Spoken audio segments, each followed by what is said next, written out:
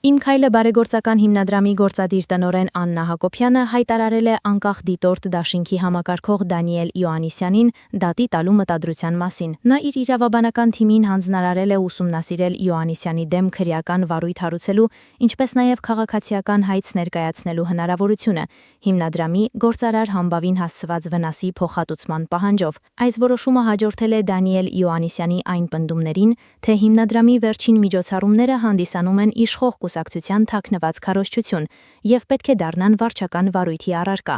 Աննա Հակոբյանը հերքել է այս մեղադրանքները, նշելով, որ իր իրավունքներն են խախտվել։ Իմ քայլը ասոցացվում է քաղաքացիական պայմանագրի հետ, փաստ է Աննա Հակոբյանի ասոցացումը, ասում են նրանք, եւ ինչպես նշված է ազատության հոդվածում, եթե վարչական դատարանում ապացուցվեն իմ քայլը հիմնադրամի խախտումները, ինձ սպառնում է տուգանք մինչև 6 միլիոն դրամի չափով։ Ես այժմ հայտարարում եմ, որ սույնով խախտվել են իմ սահմանադրությամբ, մի շարք օրենքներով և միջազգային կոնվենցիաներով պաշտպանվող իրավունքները։ Խնդրել եմ իմ փաստաբանական թիմին ուսումնասիրություն կատարել նախաձեռնելու հետևյալ երկու գործողությունները։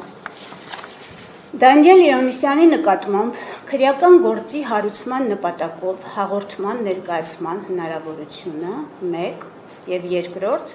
անկախ դիտորդ դաշինքի դեմ հայցադիմումի ներկայացման հնարավորությունը իմ քայլը հիմնադրամի գործարար համբավին հեղինակությանը հասցրած վնասները հատուցելու պահանջով։